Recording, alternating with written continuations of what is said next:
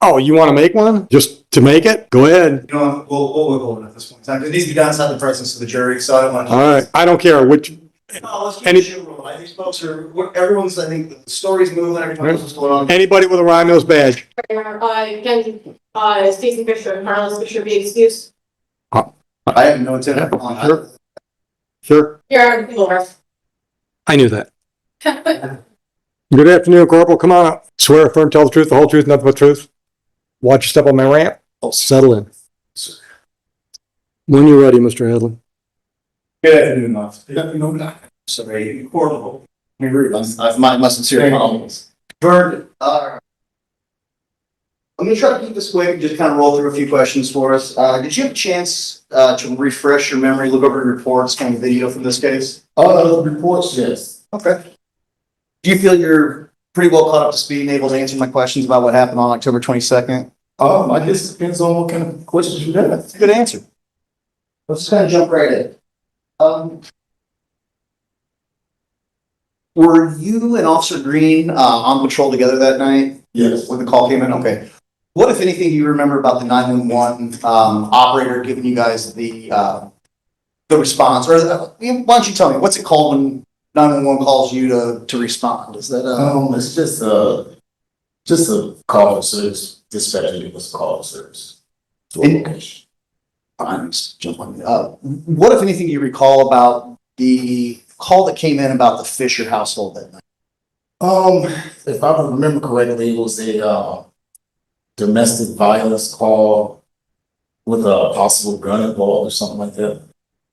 And did you and your partner have a discussion about the allegations in the car on the way over to the scene? Yes. Okay. Do you recall discussing anything about whether there was physical violence alleged in this one? I don't recall everything that we talked about. It was just, kind of like throwing out, what could possibly could happen or how we were going to deal with it, basically. It's a fair answer. When the 911 call came in, there was no allegations about Mr. Fisher raising his hands to Mrs. Fisher on the 911 call, was there? Don't recall. I don't recall that. I just remember some about her earlier possibly involved. And I'm not going to march through all the step-by-step trainings that you've gone through. Why don't you just tell us in your own words, what type of training did you go through to become a police officer? Briefly, I know there's a lot. Police Academy, numerous training years. And was one of the things that you were trained in taking case reports or police reports? Yes, sir. Okay. And why are police reports and case reports so important in a criminal investigation? So we can refer back to what happened. And the night question, October 22nd, 2024, were you equipped with Bodycam that recorded the incident? Yes. Okay. Any reason to think that the recordings have been tampered or altered with in any way? Oh.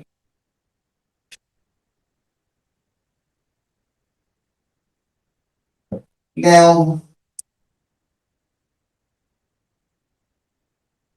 when you and Officer Green arrived at the Fisher home, do you remember what you did after you parked?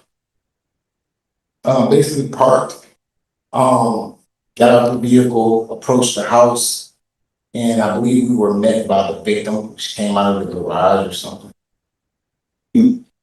And at some point, did you and Officer Green split apart, and did you take Mrs. Fisher with you to go complete a victim statement?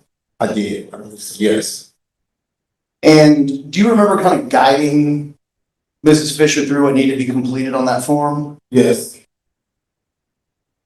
And I'm going to go ahead and put words in your mouth and go ahead and quote it. Do you recall stating to her after she had repeated her story to you? Do you remember recalling? So that's basically it.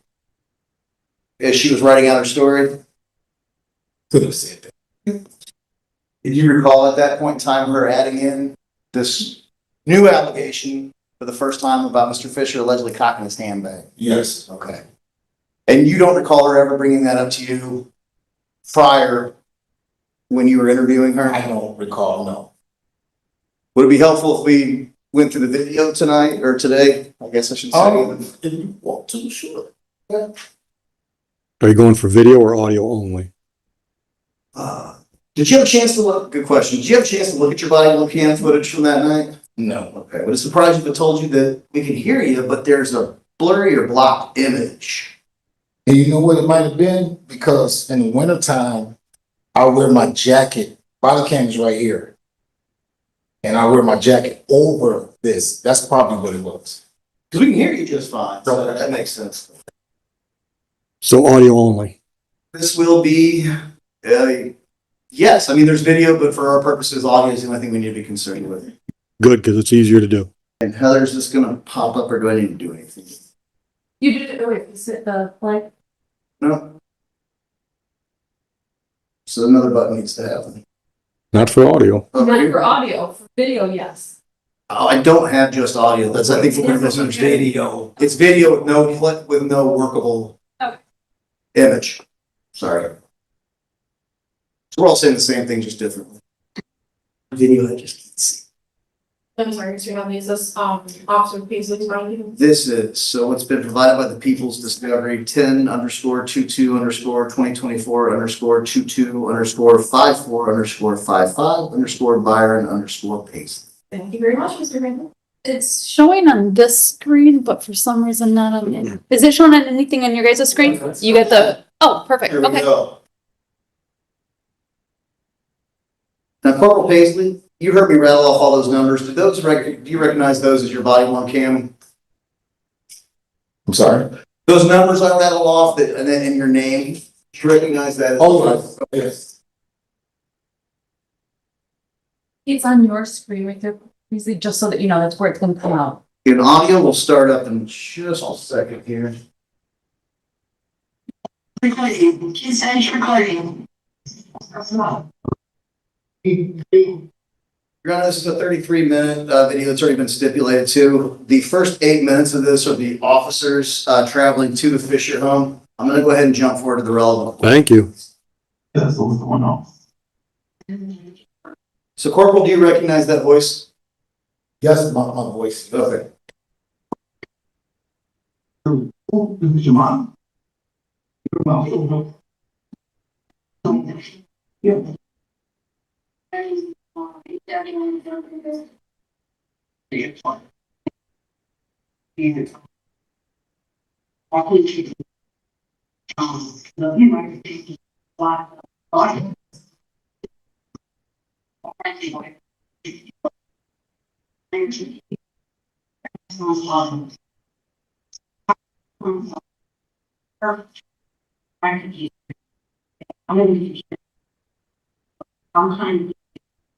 Give up my friends. And I think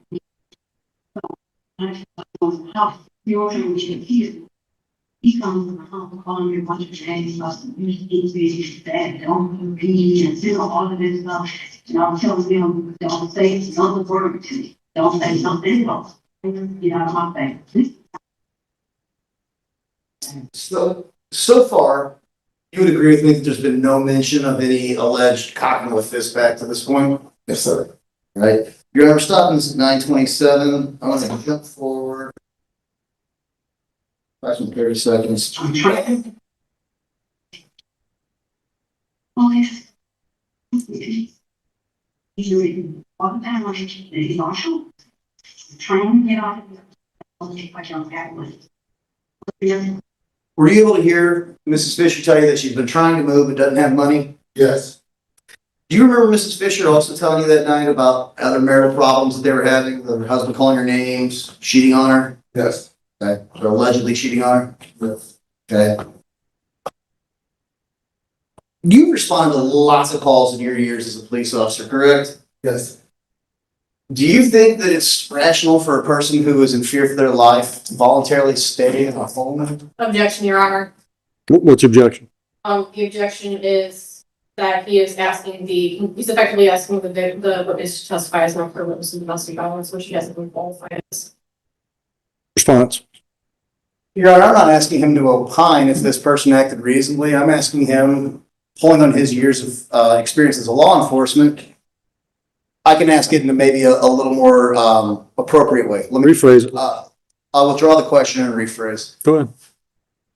In the years that you've responded to threats of violence, is it common for somebody who's been threatened with their life to voluntarily stay on the scene? Objection, Your Honor, relevance. I'd say it was highly relevant, but You want to respond to the relevance? oh, absolutely, Your Honor. I mean, this is directly relevant to whether or not testimony that the jury has already previously heard today, again, would be into that scope of reasonably objective.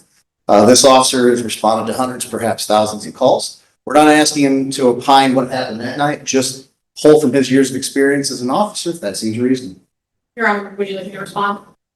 Sure. Regarding the relevance, defense counsel is asking me about other incidents of domestic violence that do not include this complaining witness or this defendant. I don't remember domestic violence being in the question. That is correct, Your Honor. It's just about someone whose life has been threatened in general. It could be a bank robbery, it could be a hostage situation. I think it's relevant. I don't know what it's worth, but I think it's relevant, so I'll allow it.